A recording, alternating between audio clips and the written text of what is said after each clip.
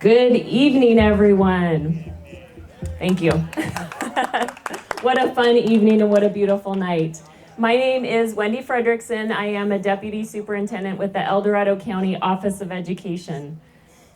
It's such a privilege to be here tonight to support Hands4Hope, an organization that truly holds a special place in my heart as an educator. As I began my career journey, it was very evident the direction I wanted to head. I knew I wanted to make a positive impact for children. I realized the right place to have the greatest impact was in education. So I began my career in education over 25 years ago. I had the opportunity to impact classes of students as a teacher, schools of students as a principal, districts as a superintendent, and now I get to support at a county and statewide level. Every day in the classroom, I have seen firsthand and continue to hear about the challenges that many of our students face, challenges that go beyond just academics.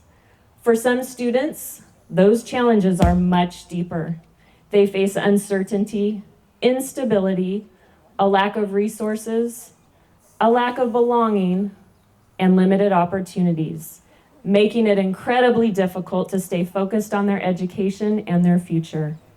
And we are fortunate to hear the powerful story of one of those students. Andrew?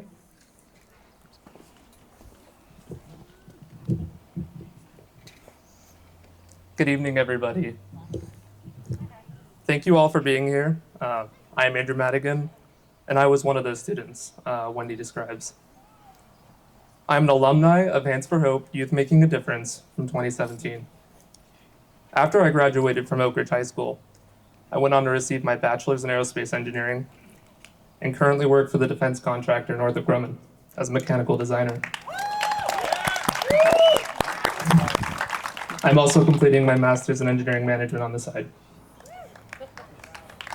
I wanted to speak to my personal experiences and why I've decided to continue to make a difference with my involvement with Hands4Hope as a member of the Alumni Association and now as a board director. I moved to El Dorado Hills during my freshman year of high school. Uprooting a high schooler from all their friends and familiarity was the most difficult punishment my parents had placed on me. I selfishly grew feelings of resentment against my parents, and I had really shut down. I was so broken and socially anxious during this time. I spent the rest of my first year in high school sitting alone at lunch in a classroom and not committing to any more than showing up and doing my homework. Fortunately, I wanted to fix this issue. I wanted out. I took to the drawing board. I wanted to join some sort of extracurricular that had something I was passionate about, as well as people. I easily drifted towards volunteering. I remember scrolling the lists of clubs at Oak Ridge and decided on applying and attending a Hands4Hope club meeting. I almost didn't walk in. But I held myself together, and little did I know, the rest of my life was about to change forever. At my first club meeting, we were trying to come up with potential projects to take on, and I was communicating really well, except I was conversing with the group inside my head. I was in reality quietly sitting in the outfield. Right before the meeting ended, a project that required 3 volunteers came up and was needing a team. I don't know to this day where the confidence came from, but my hand shot up so fast. I think I just knew if I did this, I'd be forced to have to collaborate with others, and maybe I'd make a friend or two. My spontaneous confidence had worked. I was able to co-create a successful project with others, as well as was able to feel like myself, and my ideas were valuable. Exponentially, I began to grow my involvement within the organization by taking on more leadership roles and involvement in projects. My mental health had improved significantly and was where it needed to be. But the service I was gaining from Hands4Hope did not stop there. I had not realized that the projects and environments we were developing them in within Hands4Hope would be half of my future career.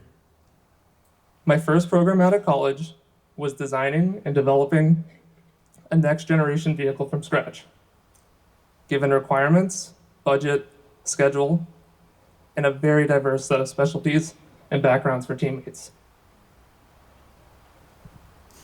This was super exciting, and for a lot of engineers was the dream, until we found out we had to be able to communicate and try to remember some of those humanities classes we took for granted.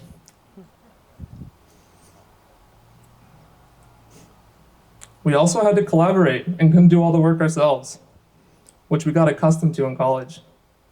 Many of the challenges I faced were in the trenches, battling over ideas and concerns with the end goal of a quality project. If you've ever met an engineer, you'd know for a fact they'll tell you they are always right.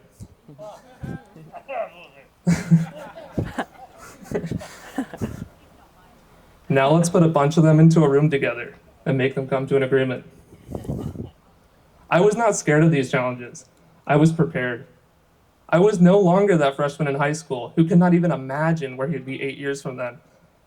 I'm a technical leader of a team where I put an emphasis on team development and personal growth. I not only train in our technical skills, but also learn how to utilize the strengths and weaknesses of my team to reach our goals. College didn't teach me how to do this. Hands4Hope did. As I wrap this up, I want to emphasize that not only did Hands4Hope save me, it prepared me for and advanced my career. The formula Hands4Hope figured out has led our youth leaders to have a keen sense of responsibility and empathy through their work. They engage in various communities' needs, which fosters an understanding of different perspectives and challenges. And they learn to manage tasks and tackle complex projects while collaborating effectively.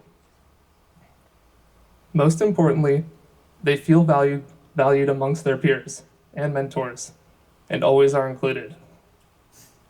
I am all in on this formula, and I hope through my experience you all can see what a difference Hands4Hope not only makes in our communities, but in our youth leaders too. As a cherry on top, I met my wife Caitlin on the youth board, and I hope our son Harry will get the same leadership experience as I got when I was a youth leader.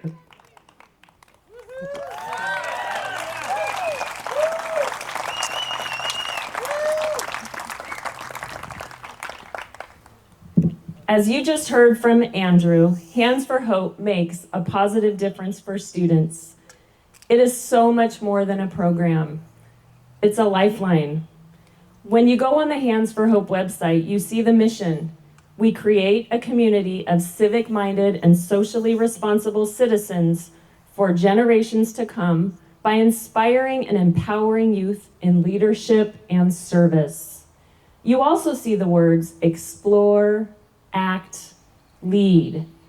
I want us to take a few moments to really think about what that means and what Hands4Hope is really committed to. Leadership and service, two key skills society would greatly benefit from all students acquiring. What Hands4Hope does is offer students more than just hope. It gives them the tools they need to succeed in both school and in life, just like it did for Andrew. It provides the support that so many young people desperately need. It allows students to develop confidence in themselves, to lead, and to serve. As educators, we are committed to helping every student realize their potential, but we can't do it alone. The truth is, education is about more than just what happens inside the walls of a school. It's about community, connection, and support. That's where Hands4Hope shines. It connects those dots between home, school, and the broader world, making sure students like Andrew have what they need to achieve their dreams. We've seen the impact of Hands4Hope up close. We've seen students walk into a classroom with newfound confidence because they finally have the connection and focus they need. We've seen grades improve, yes, but more importantly, we've seen lives change, just like it did for Andrew. And that transformation doesn't happen by accident. It happens because organizations like Hands4Hope are willing to step up, invest in our children, and ensure they don't fall through the cracks. Tonight, you just had the opportunity to hear Andrew's powerful story about the positive impact that Hands4Hope has had on its students. But Andrew's just one of thousands of students that have been shaped by Hands4Hope in the past 16 years. The work of Hands4Hope isn't possible without people like you. This evening, as we come together to support this incredible cause, I ask that you remember just how powerful your contribution can be. You are giving a child the chance at a brighter future, a chance to believe in themselves, and a chance to break free from the limitations life may have placed on them. So tonight, let's help give these young people the opportunities they deserve, just like Andrew had. Thank you so much and enjoy your evening.